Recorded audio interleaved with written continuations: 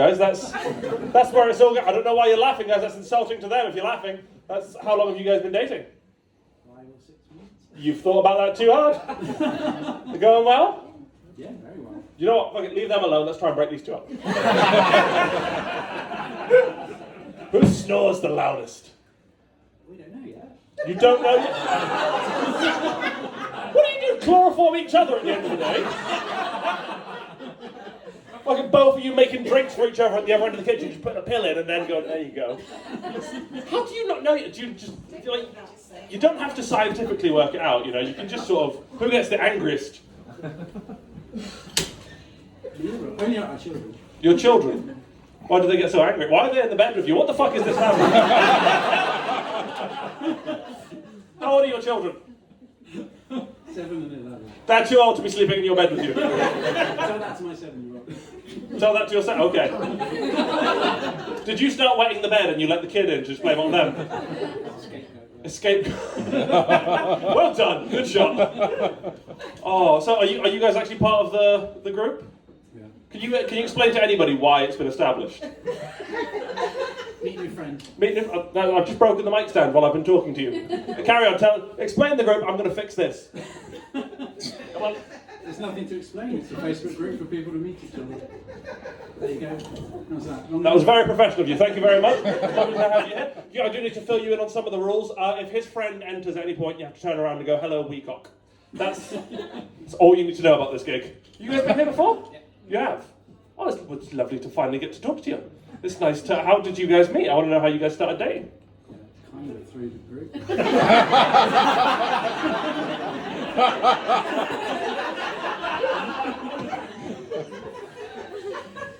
Oh, I'm glad there's a financial crisis. It means no one can afford to do this gig next month. That's fucking great. The tickets are only £2 and they're the most valuable thing that anyone's got right now. Oh, I didn't mean it to get that bleak that quick. Actually, I've got to bring on another act now. I need to lighten up the mood. They're all weird. Everybody laugh at them. You two have been very close this whole time. Always. Oh. If what? You're going to be trouble, flat cap man, and I can tell because you're wearing a flat cap and you're indoors. What's your name, my friend? Al. Al? Are you normally a nuisance when you go out in public? Yeah. Yeah? What do you do for a living? Autism. Oh, you. In my defence, I thought he said auditing. You do autism for a living? Yeah. Fucking, how do you make a living off that? I've got ADHD. Do you reckon I can do a side hustle? Yeah. Go, teach me your ways. Record yourself. Record myself? Doing what? Because I'm afraid it'll get shared on the group and I'll be scandalised. What do you record yourself doing? I don't like that answer. I'm not comfortable anymore, so I'm going to bring on the next act, folks. She can deal with it. Ladies and gentlemen, are you ready for your next act? Yeah! She is a fantastic comedian, so when I say her name, start clapping and going batshit. Her name is Michaela Trevor!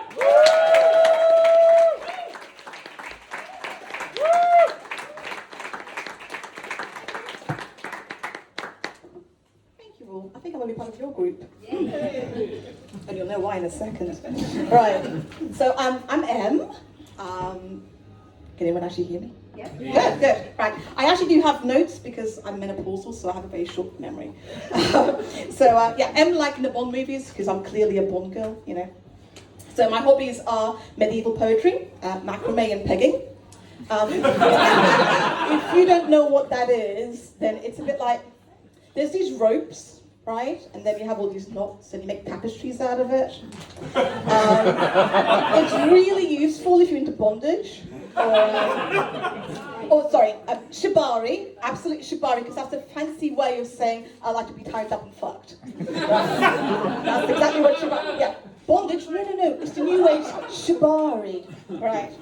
And as I like hobbies. And as a middle-aged, childless woman, I have plenty of time for hobbies. I'm quite lucky where that's concerned.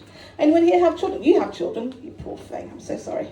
I'm one of the few, in my friends group, I'm actually one of the few people who don't have children. All my friends started having kids recently on purpose, they actually planned them. And they were like, oh no, you should have one. You don't know what you're missing out on, all the love, I didn't know anything like it. And I was like, Brenda, I know exactly what you're missing out on.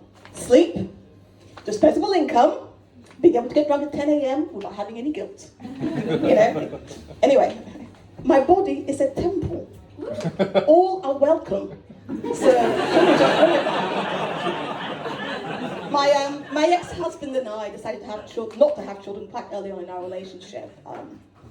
Mainly because I have a very, very short temper, and my ex was a little bit, not to be rude, he was a little bit dim. And we didn't want an angry child who didn't know why they were angry all the time. So we're like, no, let's just nix that. And I'm actually not here to shit on my ex-husband. He's a lovely bloke. He's one of my best friends. He came to my wedding recently. He did often give me pause and made me think, did he have some kind of head trauma when he was a child? As an example, we had a cat and we lived in a house with a garden. And it had a little pond. And one day the cat brought in this frog, and my ex-husband very kindly took the frog outside. And 5 minutes later he came back in, frog still in hand. And I'm like, what's going on? And I swear to God, he looked me dead in the eye and went, if I put it back, won't you drown? For fuck's sake, a little bit of me actually died when I heard that.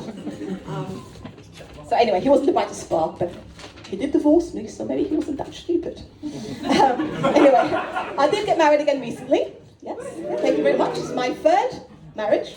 I like wedding cake.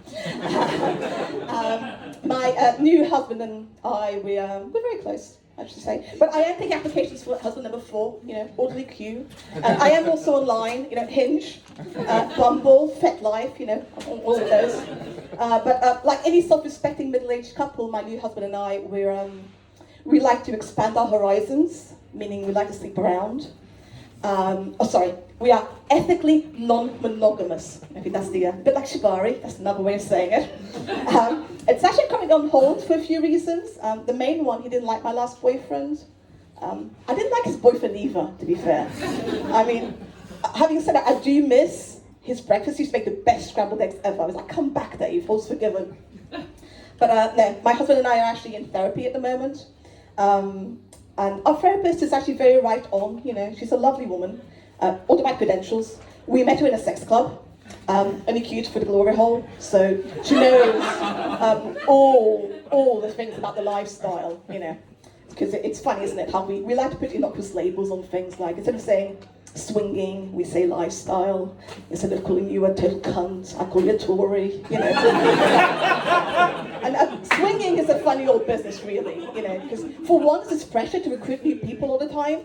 It's a bit like, there's Tupperware parties that everyone's like, oh, come round to my Tupperware party or my whatever. Except we don't invite you to the Tupperware party, we invite you to the Bukkake party. Anyway, but swingers are actually everywhere. There used to be this thing that, you of a certain age, do you remember it used to be like pampas grass? Yeah, I'm looking at you.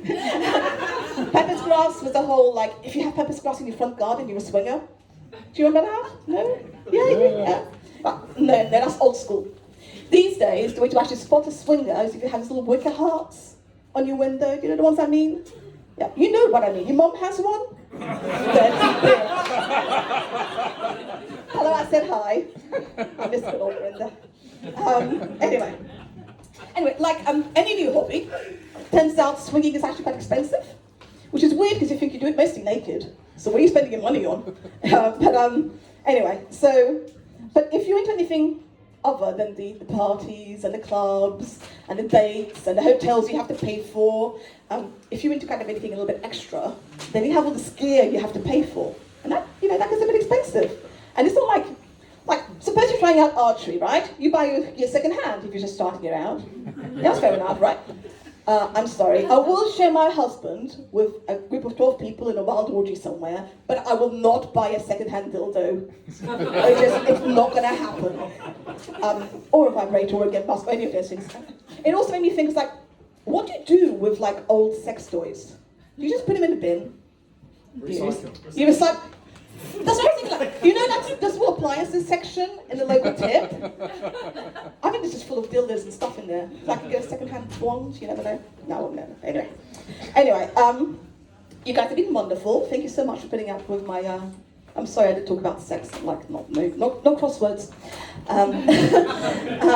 But I would actually just wrap up with a little bit of something, a little bit more titillating, if that's okay. I mentioned at the beginning two of my hobbies. So if I could have a volunteer of some sorts to do a little demo, yeah. Would you mind just pretending that's a lute? Because I'm going to read you a medieval poem.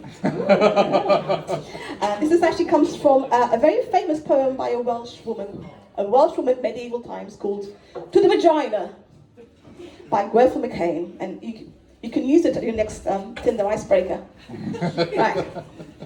That's the place I love, the place I bless, the hidden quim below the dress. You, female body, you're strong and fair, a faultless fleshy court, plumed with hair. I proclaim that the quim is fine, circle of broad-edged lips divine. There you go, a little bit of sex and culture.